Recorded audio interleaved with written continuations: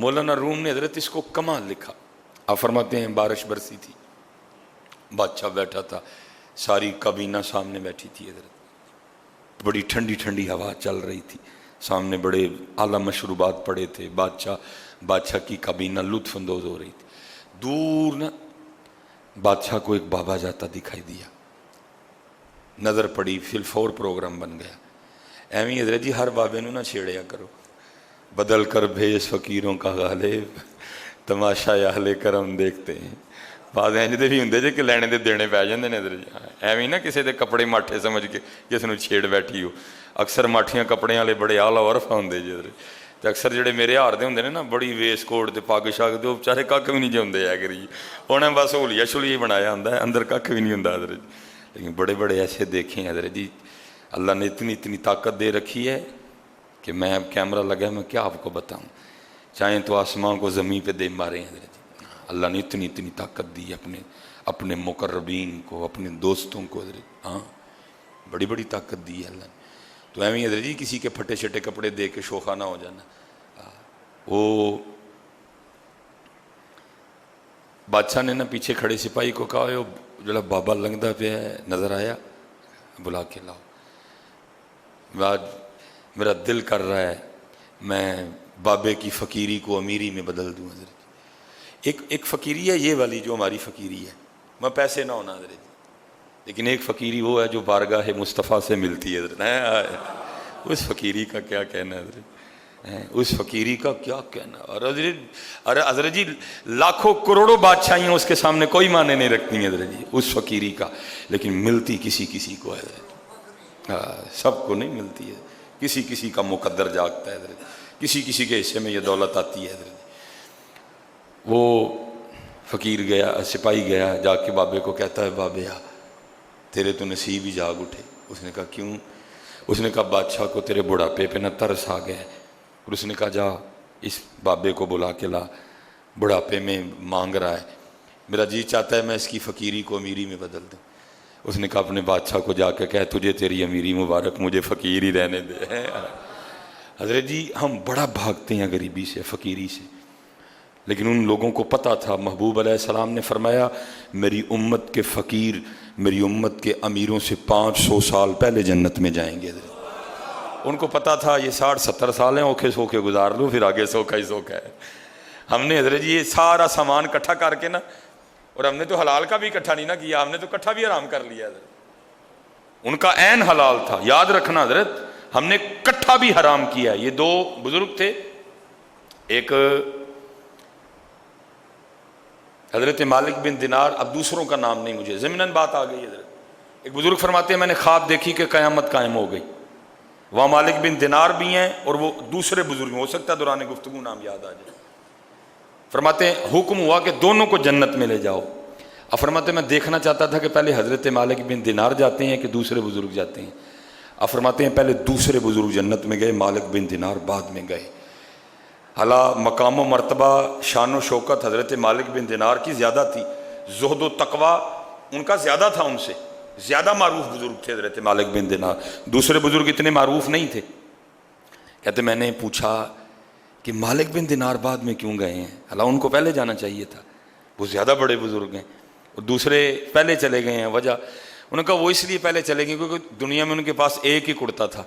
मालिक बिन दिनार इसलिए लेट गए हैं क्योंकि दुनिया में उनके पास 2 कुर्ते थे। अल्लाह को सोच सकता है कि उनके कुर्ते हराम क्यों हजरत। इतने जनाब गोल अहमद अल करम ढेर लग गए अंदर, वो ये भी नहीं पता हलाल, पता है ये ना पते वाली तो बात ही कोई नहीं। अब मुझे नहीं पता वेस्ट कोट मैंने किस तरह ली है, इसमें कितने गरीबों का खून शामिल है हजरत, कितनों का मैंने हक मार के ये वेस्ट कोट लिया, मुझे सारा ही पता है हजरत। ये घड़ी मैंने कैसे ली है मुझे सारा ही पता है। वहां हलाल का कुर्ता है, सिर्फ एक कुर्ता ज्यादा होने की वजह से मालिक बिन दिनार पीछे रह गए, दूसरे बुजुर्ग पहले जन्नत में चले गए। तो हजरत जी जिन्होंने फिर इकट्ठा ही राम किया उन्होंने की बनेगा उस दिन, फिर इसलिए हजरत उन्होंने हाथ ही नहीं लगाया, थोड़ा वक्त है गुजारा करो जाओ।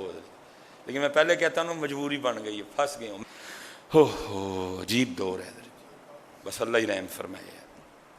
उसने कहा बादशाह से जाके कहा तुझे तेरी अमीरी मुबारक, सानू फ़कीर ही रहने दे।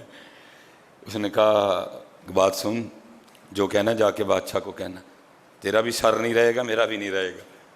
وہ آ گیا، بادشاہ نے وہی بات کہی، بابا بڈھے ویلے منگنڈے ہیں اج دل کیتا ہے تیری فقیری نو میری چ بدل چھڑیے، دس کی چاہیے؟ تھوکتے نہیں تخت سکندری پہ، بستر لگا ہوا آقا جن کا تیری گلی میں ہے، جنہوں نے لگا لی ہولو دل ربا سے، غرض کیا رہی انہیں ماں سوا سے، انہوں نے کی لگی منگنا دیوے کی اس دا لانا، سونے ملن ہزاراں اسا نہیں یار وٹانا ہے۔ وہ کو ہم تھوڑے ہیں حضرت جی، 10 روپے واسطے جھوٹ بول چڑی حضرت جی، وہ کو ہم کو سلیمان تھوڑا تھا حضرت، وہ واقعی کسی بابے کا بنایا بابا تھا حضرت جی۔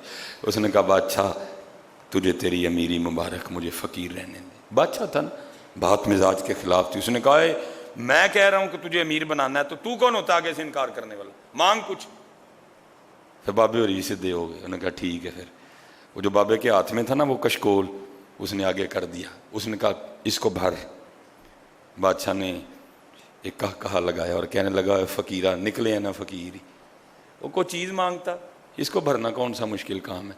فقیر نے کہا بادشاہ جدو بھریں گا پھر ادو ویکھاں گے اسی تینوں، پر پھر بدل کر بیز فقیروں کا غالب، تماشا اہل کرم دیکھتے ہیں۔ مکسر ویکھیا بس جبا ہی اندر ککھ بھی نہیں ہے، تکسر ویکھیا اتنے ککھ بھی نہیں لیکن اندر یار وسدا ہے حضرت، بڑی جگہ دیکھا حضرت، اتنے سلیمان جبا ہی حضرت، ہڈی وڈی پگ حضرت، پورا تھان ہی لپیٹیا سر تے، اندر ککھ بھی نہیں۔